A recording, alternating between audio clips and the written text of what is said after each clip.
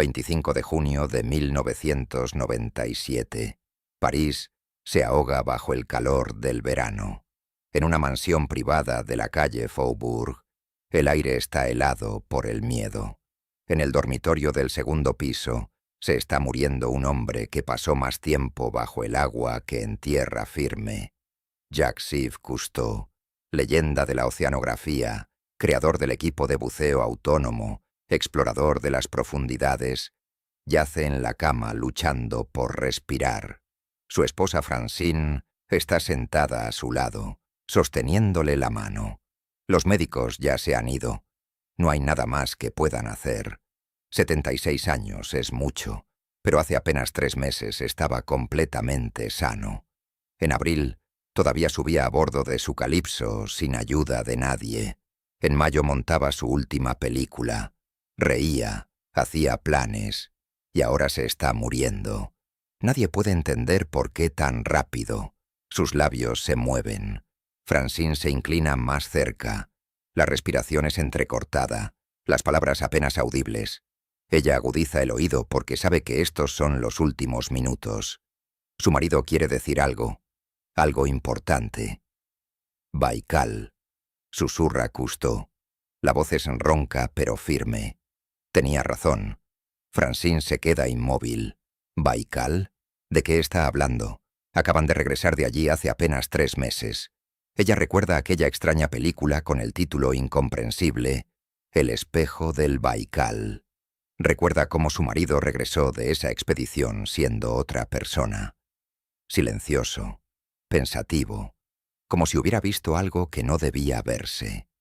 Los ojos de Cousteau se cierran. La respiración se detiene. Francine aprieta su mano con más fuerza, pero comprende que es tarde. Su marido se ha ido, y se ha llevado consigo un secreto que nunca tuvo tiempo de contar.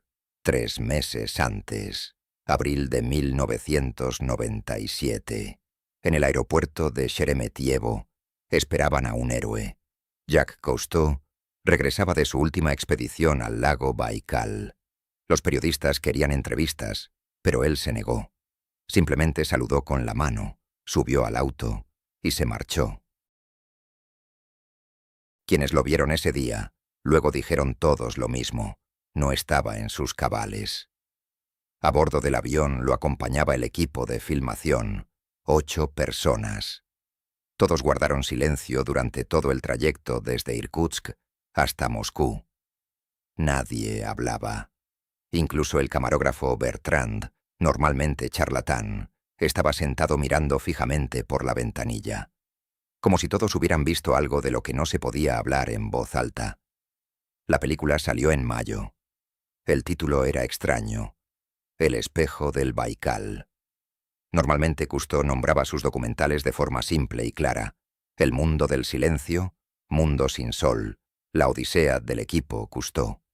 Pero aquí, El espejo. ¿Qué significaba eso?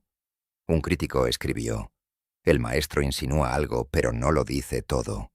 Otro añadió: Esta es la película más enigmática de Cousteau en toda su carrera.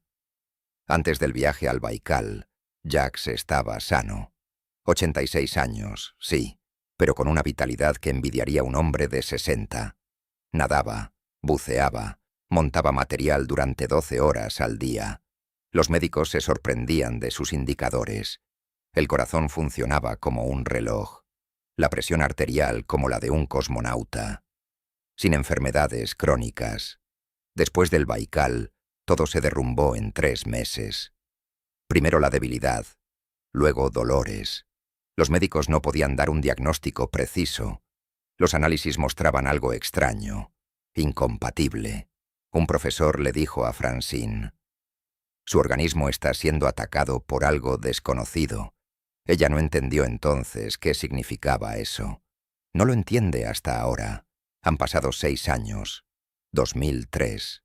En un hospital belga de la ciudad de Lieja, otro hombre se está muriendo de cáncer. Pierre Maranger, 57 años, buzo y fotógrafo. Trabajó con Cousteau durante 23 años. Buceó con él en el Mar Rojo, en las aguas de Australia, en el Atlántico. y también estuvo en el Baikal. 3 días antes de morir, Marangé da una entrevista a un pequeño periódico francés, Le Petit Journal. El periodista viene simplemente por respeto, para registrar los recuerdos de un veterano del cine submarino. No espera escuchar lo que va a escuchar. Marangé yace en la cama del hospital. La voz débil, pero los ojos arden. Guardó silencio durante 23 años. Ahora no tiene sentido seguir callando. De todos modos se está muriendo, y cuenta. Fue en marzo de 1997, dice Marangé. Descendíamos en el Baikal, profundidad 1640 metros. Yo sostenía la cámara. Cousteau estaba a mi lado. Encontramos lo que buscábamos. O eso nos encontró a nosotros. El periodista no entiende de qué habla. Marangé continúa. Jacques comenzó a fotografiar. 20 minutos sin parar. Nunca lo había visto filmar así. Normalmente hacía varias tomas. Subía, reflexionaba. Pero allí disparaba el obturador como un poseído. Intenté mirar qué fotografiaba, pero él cubría el objetivo con la mano. No me dejaba ver. La voz de Marangé se quiebra. La enfermera trae agua. Él toma un sorbo y continúa. Cuando subimos, Jacques estaba blanco como la cera. Las manos le temblaban. Le pregunté, ¿qué pasó? Me miró y dijo, ya lo había visto antes, en otro lugar, pero allí estaba cerrado. No entendí qué otro lugar, que estaba cerrado. El periodista escribe febrilmente, esto no se parece a recuerdos ordinarios, se parece a una confesión. En el avión, de camino a Moscú, continúa Marangé. Jacques estaba sentado solo junto a la ventana. Me acerqué, quise hablar. Me miró y dijo, silencio, ahora lo sé con certeza. Le pregunté, ¿qué sabe? No respondió. Simplemente se volvió hacia la ventana y no volvió a hablarme. Silencio en la habitación. El periodista no sabe qué preguntar. Marangé cierra los ojos, pero continúa. 3 meses después, Jacques murió. Sé por qué. Vio algo que la gente no debería ver. Y eso lo mató. No fue una enfermedad. No fue la vejez. Fue eso. La entrevista se publica el 23 de octubre de 2003. El periódico es pequeño. Tiraje de 3000 ejemplares. 3 semanas después de la publicación, el 13 de noviembre, Pierre Marangé fallece. Los médicos dicen, cáncer, todo esperado. Pero los familiares susurran, demasiado rápido después de la entrevista, como si algo hubiera acelerado el proceso. Las preguntas quedan sin respuestas. ¿Qué vio Cousteau en el fondo del Baikal, a 1640 metros de profundidad? ¿Por qué fotografió durante 20 minutos sin parar? ¿Qué significa la frase, ya lo había visto antes, en otro lugar, pero allí estaba cerrado? ¿Dónde está ese otro lugar? Y lo principal, ¿por qué todos los que conocen la verdad mueren uno tras otro? La leyenda comienza a vivir su propia vida. Octubre de 1972. La Guerra Fría en pleno apogeo. La URSS y Estados Unidos se reparten el mundo en zonas de influencia. Cada metro del planeta tiene importancia. El espacio, los océanos, los polos. Todo bajo control. O casi todo. La Antártida oficialmente pertenece a la ciencia. El Tratado Internacional de 1959 prohíbe la actividad militar en el continente. Pero todos conocen la verdad. Bajo la apariencia de estaciones de investigación, allí están sentados los militares. Los americanos vigilan a los rusos vigilan a los americanos, los chinos vigilan a todos, y todos juntos vigilan la costa occidental, el sector más secreto de la Antártida. ¿Por qué precisamente la costa occidental? Porque fue allí donde 34 años atrás desembarcaron los alemanes. 1938. Diciembre. El buque de investigación alemán, Schwabenland, bajo el mando del capitán Alfred Richter, se acerca a las costas occidentales de la Antártida. Oficialmente, estudiar focas y pingüinos. Extraoficialmente, buscar territorio para una futura base del Tercer Reich. La expedición dura 5 meses, desde diciembre del 38 hasta abril del 39. Durante este tiempo, los alemanes encuentran un oasis, una zona de tierra sin hielo, con lagos templados y cuevas. Lo llaman Nueva Suabia. Lanzan desde aviones banderines metálicos con la esvástica. Declaran el territorio alemán. ¿Qué pasó después? Nadie lo sabe con certeza. Comenzó la guerra. Los alemanes desaparecieron de la Antártida, pero quedaron rumores. Rumores persistentes de que Hitler construyó allí una base secreta, que en 1945, cuando cayó Berlín, llevaron allí tecnologías, documentos, tal vez incluso personas. Los americanos deciden verificar. 1946. Diciembre. El almirante Richard Byrd, explorador polar y héroe, recibe la orden de dirigir la operación High Jump, salto alto. Objetivo oficial, entrenamiento en condiciones polares. Objetivo extraoficial, encontrar la base alemana y destruirla. Las fuerzas son enormes. 13 barcos, 4.700 hombres, entre ellos un portaaviones, un submarino, rompehielos. La expedición está calculada para 8 meses, pero a los 3 meses, en marzo del 47, Byrd cancela la operación y se retira. ¿Por qué? Nadie lo explica. Byrd da una breve conferencia de prensa en Chile, de camino a casa. Los periodistas hacen preguntas. El almirante responde brevemente, nervioso, y de repente dice una frase que entrará en la historia de la conspirología. Aviones con velocidad increíble atacan desde los polos. ¿Qué aviones? ¿De quién? ¿Alemanes? ¿Soviéticos? Byrd no aclara. Nunca vuelve a hablar de la Antártida. Muere en 1957. Los archivos de la operación High Jump quedan clasificados. Pasan 25 años. Octubre de 1972. El barco Calypso navega por el Atlántico hacia el sur. A bordo, Jacques-Yves Cousteau y su equipo. Oficialmente, filman un documental sobre ballenas y focas de la Antártida. Extraoficialmente, cumple una misión.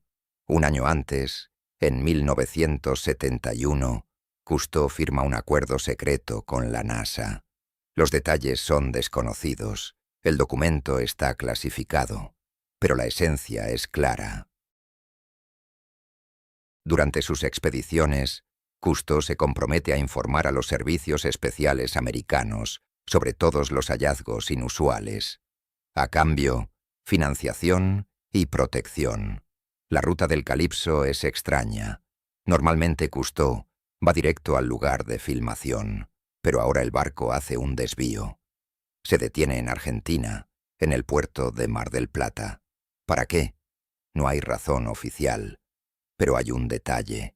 Precisamente en este puerto, en 1945, se rindieron 2 submarinos alemanes, U-530 y U-977. Estos 2 submarinos son una leyenda. Salieron de Noruega en abril del 45, cuando la guerra ya estaba terminando. ¿A dónde fueron durante 3 meses por el océano? ¿Por qué se rindieron solo en julio? Los capitanes guardaron silencio toda su vida. Uno murió en el 62, otro en el 71. Ambos se llevaron el secreto a la tumba. Cousteau pasa 2 días en el puerto. Se reúne con alguien. Nadie sabe con quién. Luego el Calypso continúa hacia el sur, hacia la costa occidental de la Antártida. 12 de noviembre de 1972. Coordenadas: 71 grados latitud sur, 89 grados longitud oeste. Hora: 11 de la mañana. La ecosonda muestra una anomalía a 42 metros de profundidad. El ingeniero André Fournier, 38 años, jefe del grupo de buceo, mira la pantalla y no puede creer lo que ve. La forma del objeto es demasiado regular, demasiado grande, demasiado parecida a un barco. Jacques, necesita ver esto, dice. Cousteau se acerca, mira, guarda silencio durante 30 segundos. Luego dice, preparen la inmersión, descienden 5 personas. André Fournier encabeza el grupo. Con él, Pierre Maranger, 27 años, fotógrafo. Jacques Bertrand, 33 años, camarógrafo. Claude Richard, 41 años, técnico. Y el propio Cousteau, 62 años, pero en el agua se siente como de 20. El agua está helada, -2 grados. Visibilidad mala. Descienden lentamente, metro a metro. A 30 metros de profundidad comienza a aparecer la silueta. 10 metros más, y lo ven completamente. Un portaaviones. Un buque militar de 240 metros de largo. Yace en el fondo nivelado, sin inclinación, pintado de blanco, completamente blanco, de proa a popa, sin marcas identificativas, sin banderas, sin números. Fournier se acerca más, hace una señal a los demás. Con cuidado, se mueven a lo largo del costado. El casco está intacto, sin perforaciones, como si el barco no se hubiera hundido, sino que hubiera sido depositado intencionalmente en el fondo. Encuentran la entrada al hangar. Las puertas están abiertas. Nadan adentro. Vacío. Vacío total.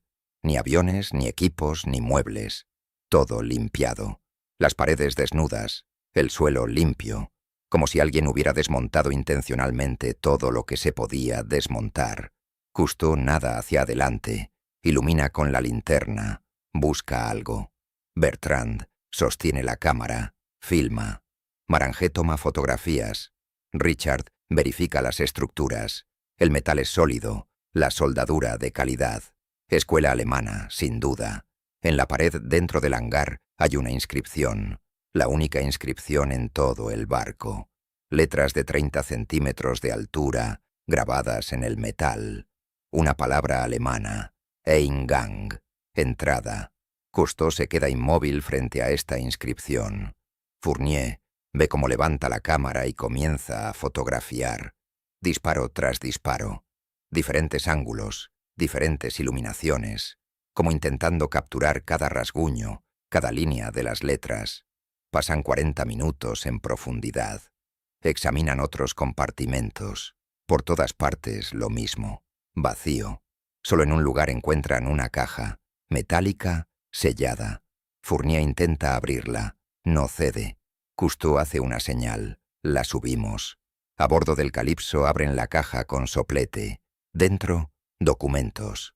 Documentos alemanes fechados en 1944. Diarios de navegación, mapas, esquemas. Cousteau los toma. Se encierra en su camarote. Sale 3 horas después. Rostro de piedra. «Nos vamos», dice. Inmediatamente. El equipo no entiende. Fournier pregunta, «Pero las filmaciones apenas comenzaron». «Las filmaciones han terminado», responde Cousteau. El Calypso se va esa misma noche. Las películas de la inmersión Cousteau las guarda consigo. No se las muestra a nadie. Regresan a París en diciembre. El documental sobre la Antártida nunca sale. Cuando los periodistas preguntan por qué, Cousteau responde evasivamente. El material resultó no ser suficientemente interesante. Febrero de 1973. 3 hombres llegan a la casa de Cousteau. Se presentan como empleados de la DGES, la inteligencia francesa. Educadamente pero firmemente exigen todas las películas de la expedición antártica. Cousteau intenta discutir. Le muestran una orden oficial. Sello del gobierno. Firma del primer ministro. Incautan las películas. También los documentos. Cousteau recibe una advertencia por escrito. Guardar silencio sobre el hallazgo. Artículos sobre secreto de Estado. Amenaza de prisión. A continuación despide a todo el equipo del Calypso. 23 personas. Razón oficial. Recorte de presupuesto. Razón extraoficial. Limpieza de testigos. Cada uno firma un acuerdo de confidencialidad. Luego comienza una cadena que durará 40 años. El lago Baikal no es simplemente un lago, es una anomalía. Profundidad: 1.642 metros. El lago más profundo del planeta. El fondo está a 1.187 metros por debajo del nivel del océano. Piensen en esto. Están parados en la orilla de un lago en el centro del continente, y bajo ustedes hay un abismo más profundo que la mayoría de las fosas oceánicas. Edad: de 25 a 30 millones de años. Esto hace del Baikal el lago más antiguo de la Tierra.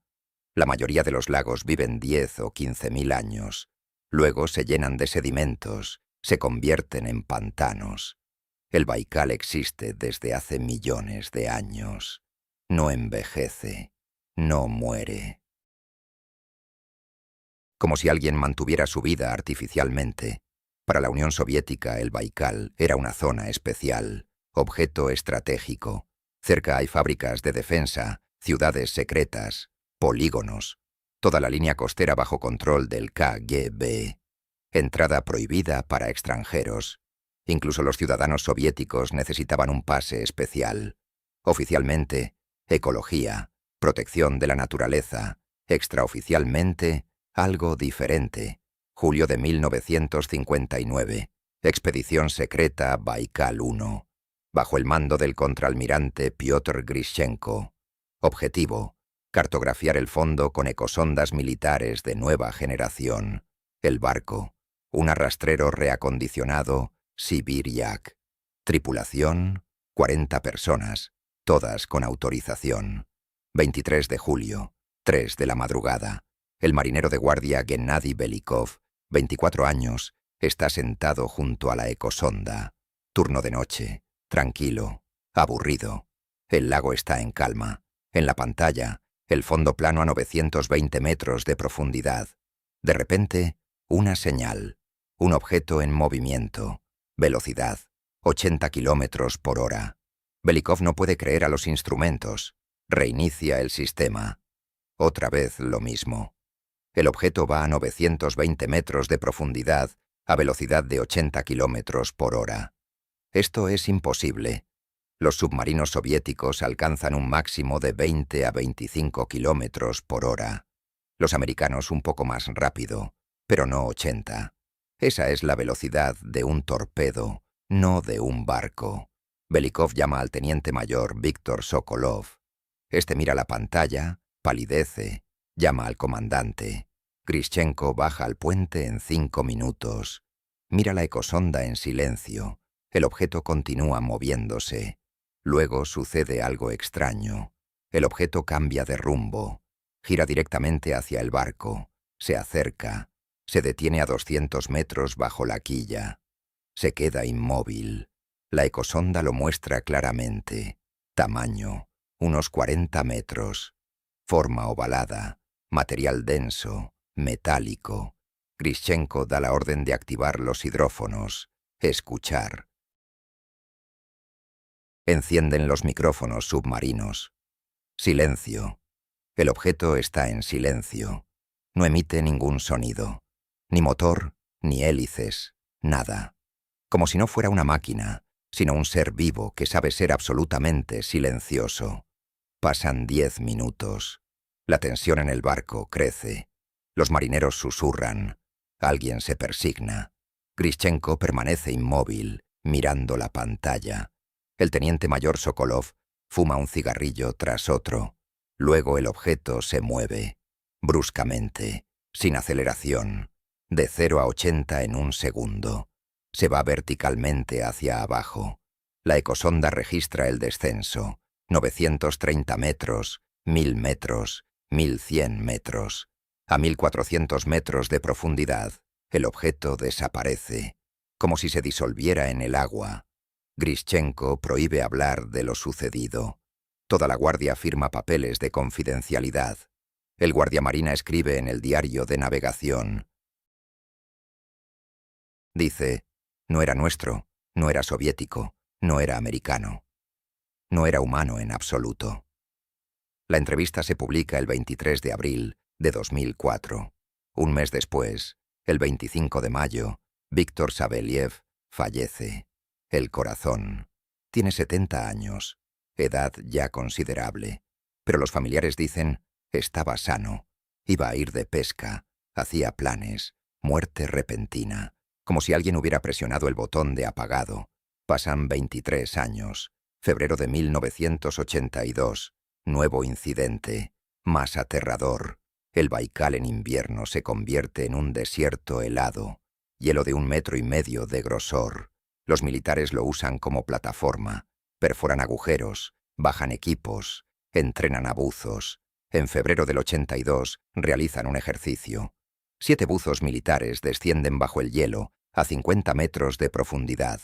El comandante del grupo es el mayor Vyacheslav Mironov, 42 años. Con él, el capitán Sergei Soev, 38 años. El teniente Alexei Kamenev, 29 años. El teniente Nikolai Petrov, 31 años. El guardiamarina Vladimir Lukin, 35 años. El marinero Igor Semenov, 26 años. El marinero Víctor Tarasov, 24 años. La inmersión es planificada. Tarea. Prueba de nuevo equipo en agua fría. Descienden por cable. Tranquilamente. Sin prisa. A 30 metros de profundidad, la visibilidad es normal. La luz del sol atraviesa el hielo. A 40 metros se oscurece. Encienden las linternas. A 50 metros se detienen. Mironov hace una señal. Mirar alrededor. Verificar los trajes. Los buzos cumplen. Todo en orden. Presión normal. Temperatura -2, pero los trajes secos aguantan. Y entonces Mironov los ve. 3. Más abajo. A unos 70 metros de profundidad. Figuras humanas, pero demasiado altas. 3 metros, tal vez más. Nadan tranquilamente, sin esfuerzo. Vestidos con trajes plateados. No trajes de buceo.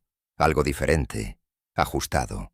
Como una segunda piel. Sin tanques de oxígeno. Sin máscaras. Rostros descubiertos. Pálidos.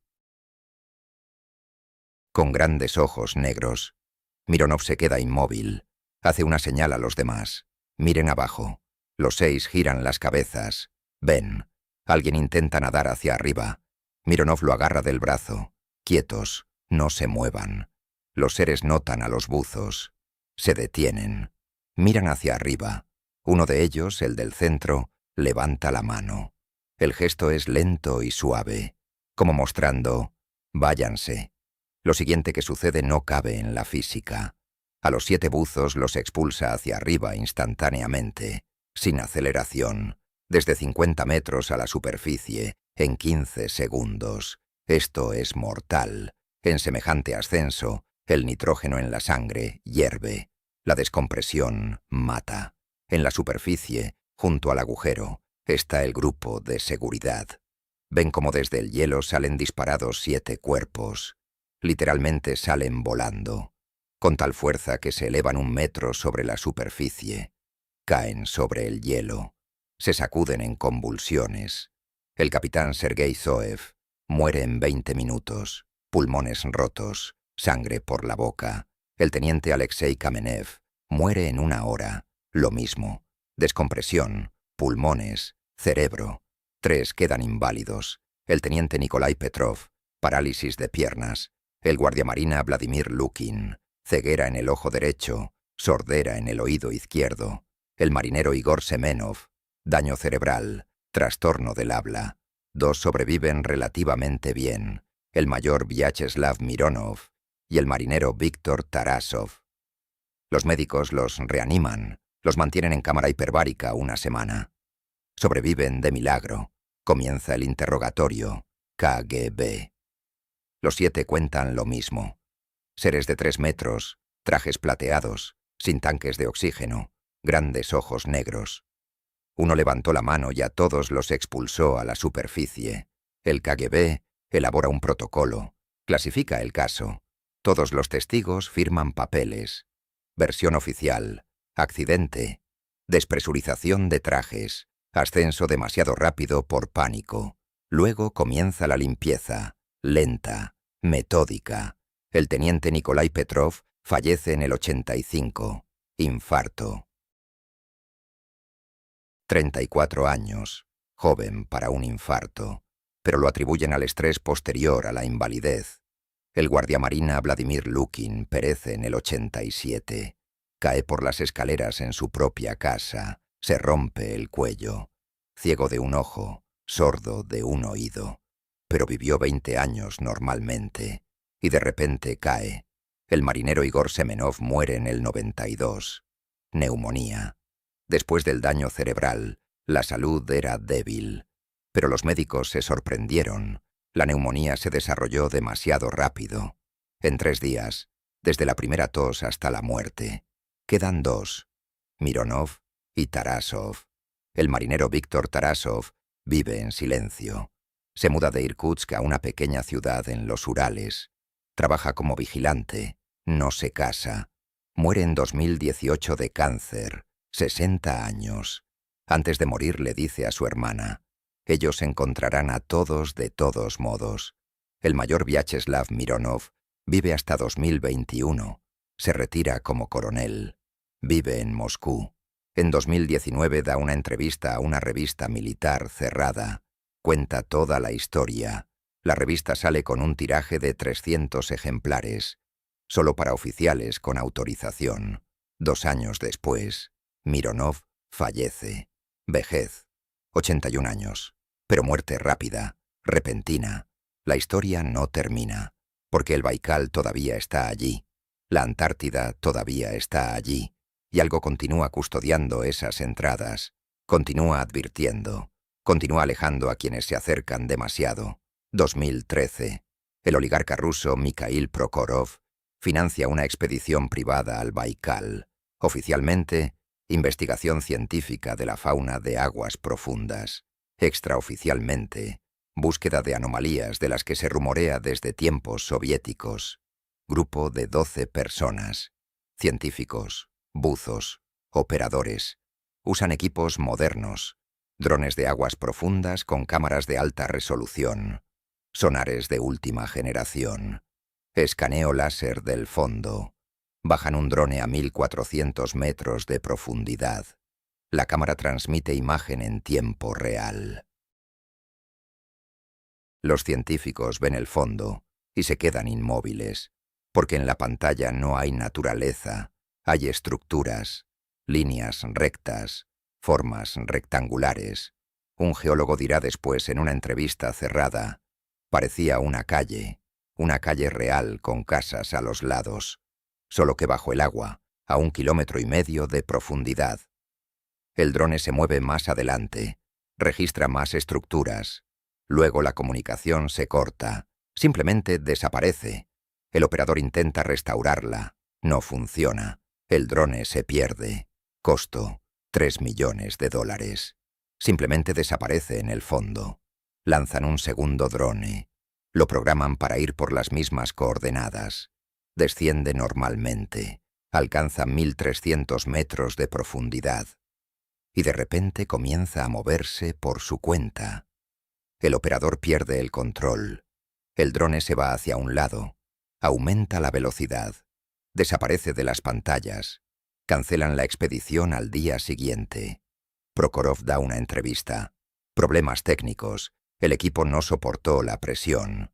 Pero uno de los participantes después escribirá en un blog: vimos lo que no debíamos ver. Nos hicieron entender. Váyanse. 2 meses después, uno de los buzos de esa expedición, Dmitry Kozlov, 34 años, ingresa al hospital. Diagnóstico extraño. Falla de todos los órganos simultáneamente. Los médicos no entienden la causa. Un hombre joven y sano simplemente muere en 3 días. La autopsia muestra como si su cuerpo hubiera sido atacado desde dentro por radiación desconocida. 2015. Septiembre. Ejercicios navales en el Baikal. Rutinarios. Verificación de equipos. Entrenamiento de tripulaciones. La ecosonda registra un objeto a 1200 metros de profundidad. En movimiento. Velocidad: 75 kilómetros por hora. El comandante ordena activar los hidrófonos. Escuchan. Silencio. El objeto está en silencio. Se mueve a velocidad increíble, pero no emite ningún sonido. Los submarinos modernos a esa velocidad rugen como aviones a reacción. Esto está en silencio.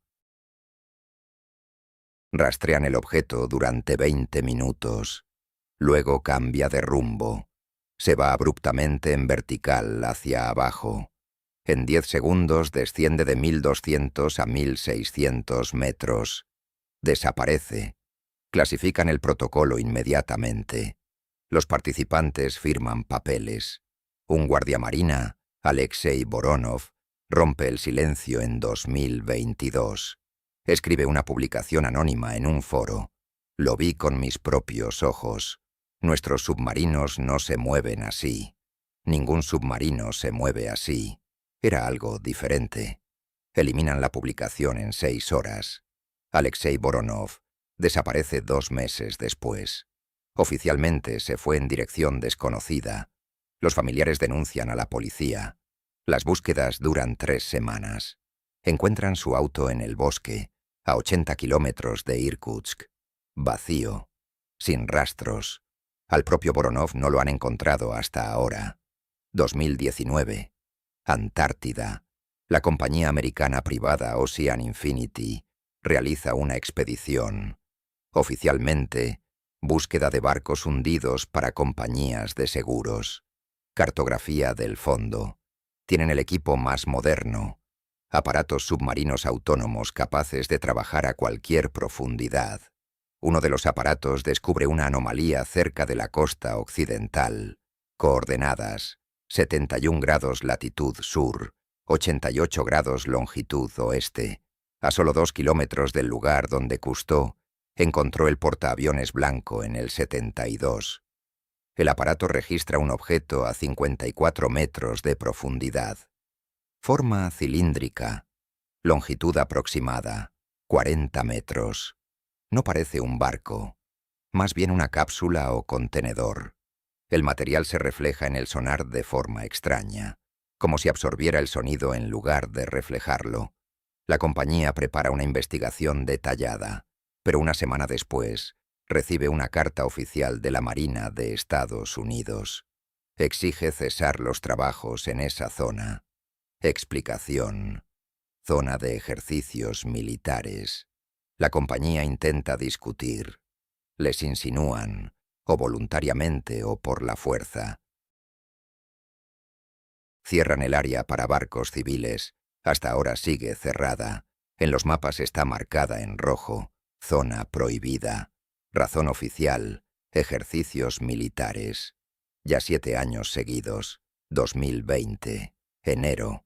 El multimillonario ruso Igor Rybakov financia nueva expedición al Baikal. Esta vez atraen equipo internacional. Científicos de Rusia, Alemania, Japón. Objetivo: estudio integral de las zonas de aguas profundas del lago. Usan el batiscafo más moderno, Vityaz. Puede sumergirse a cualquier profundidad del Baikal. Equipo de 3 personas. Piloto ruso Viktor Nischuta, oceanógrafo alemán Kurt Müller, biólogo japonés Hiroshi Tanaka. 23 de enero de 2020. Inmersión a profundidad máxima, 1630 metros. Todo va según el plan. Alcanzan el fondo. Encienden los reflectores y ven la cápsula, exactamente igual a la que los militares subieron en el 85. Metálica. Diámetro 3 metros. Con ventanas de observación. Yace en el fondo, separada. Pero esta cápsula brilla. Débil resplandor azul desde dentro. El piloto Nischuta informa a la base. Recibe orden de no acercarse. Emerger inmediatamente. Müller exige quedarse. Hacer al menos fotografías. Nischuta se niega. Comienza el ascenso. A 800 metros de profundidad sucede algo extraño. El batiscafo de repente se acelera. Solo. Sin orden del piloto. Sube más rápido de lo seguro. La tripulación entra en pánico. Nischuta intenta frenar. Los sistemas no responden. Los expulsa a la superficie en 12 minutos en lugar de los 60 reglamentarios. Por milagro, nadie resultó herido. Los batiscafos modernos están protegidos mejor que los trajes de buceo soviéticos del 82. Pero Kurt Müller, después de este incidente, enloquece. Literalmente. Comienza a gritar en alemán: «Sie wollen uns nicht dort haben, sie wollen uns nicht dort haben». Ellos no nos quieren allí, ellos no nos quieren allí. Lo llevan a una clínica psiquiátrica en Irkutsk. 2 días después perece. Se arroja por la ventana del 3er piso. Nota de despedida. Ich habe das Tor gesehen. Vi las puertas. Cierran la expedición. Rybakov se niega a comentar. Víctor Nischuta da una breve entrevista. No descenderé más allí por ningún dinero. Hiroshi Tanaka regresa a Japón y guarda silencio. A todas las preguntas responde igual. Sin comentarios. 2022. Grupo de investigación chino publica artículos sobre anomalías del campo magnético sobre el Baikal. Usan datos satelitales. Descubren una zona de aproximadamente 5 kilómetros de diámetro, donde el campo magnético se comporta de forma extraña. Fluctuaciones. Emisiones. Distorsiones. El centro de esta zona es precisamente aquel sector del fondo donde se encuentran las estructuras, edificios y la cápsula luminosa. Preparan el artículo para publicación en revista científica internacional, pero la censura china bloquea la salida. Durante 2 años el artículo permanece sin movimiento. En 2024 lo publican, pero cortan todas las coordenadas concretas y conclusiones. Queda solo una constatación seca. Se descubrieron anomalías magnéticas de naturaleza no establecida. El autor principal de la investigación, el profesor Li Wei, medio año después presenta su renuncia, abandona China, se muda a Canadá. A preguntas de periodistas responde evasivamente: algunas investigaciones es mejor no continuarlas. Hoy, 2026, han pasado 29 años desde la muerte de Cousteau. Quedan 3 años hasta la desclasificación parcial de los archivos rusos del KGB en 2029. 22 años hasta la desclasificación de los archivos franceses en 2048. Testigo sobreviviente. 1. Claude Richard, buzo de la expedición de Cousteau a la Antártida del 72. Tiene 94 años. Vive en un hogar de ancianos en Toulon. Salud débil, pero mente lúcida. Se niega a hablar. Un periodista intentó hacerle una entrevista en 2024. Richard lo miró y dijo: ¿quieren morir jóvenes? Entonces, sigan haciendo preguntas. El Baikal permanece como zona cerrada para expediciones de aguas profundas. Oficialmente, restricciones ecológicas, protección de la naturaleza única. Extraoficialmente, cualquier intento de descender más allá de 1000 metros es bloqueado por las autoridades. Antártida, costa occidental, zona prohibida. La Marina de Estados Unidos patrulla constantemente. Cualquier barco civil que se acerque a las coordenadas 71 grados latitud sur, 88 a 90 grados longitud oeste, recibe advertencia por radio: abandonen el área inmediatamente. Pero los rumores crecen. Internet está lleno de teorías. Los foros discuten. Los bloggers hacen videos. Alguien lo llama delirio. Alguien cree. Alguien intenta encontrar pruebas. Y encuentran cosas extrañas. Imágenes satelitales del Baikal, donde se ven sombras en el fondo.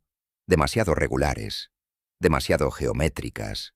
Fotografías de la Antártida donde en las grietas del hielo se ven estructuras metálicas. Historias de pescadores que vieron resplandor en las profundidades del Baikal. Relatos de exploradores polares que escucharon sonidos extraños bajo el hielo de la Antártida. Nada demostrable. Todo en el límite.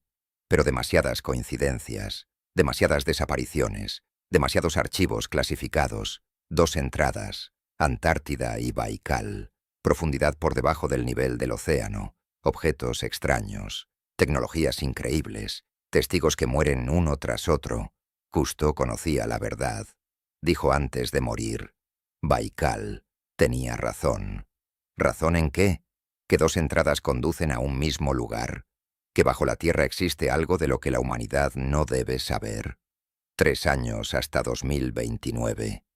Tal vez los archivos rusos revelen parte de la verdad. Protocolos de expediciones, fotografías de estructuras en el fondo, informes sobre los buzos fallecidos. 22 años hasta 2048. Tal vez la inteligencia francesa libere las películas de Cousteau, el portaaviones blanco, la inscripción Eingang, los documentos de la caja alemana. O tal vez no liberen nada. Tal vez todo ya fue destruido, quemado, borrado, hundido en el fondo de los mismos abismos que custodian desde hace décadas. Pero el misterio está vivo, esperando, en algún lugar en las profundidades, bajo las aguas del Baikal, en el fondo de la plataforma antártica, bajo el portaaviones blanco con la inscripción Entrada.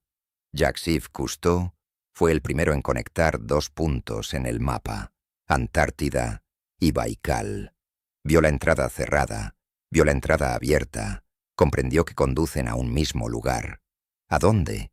Bajo tierra, a una dimensión paralela, a una civilización antigua, a una base de origen no terrestre.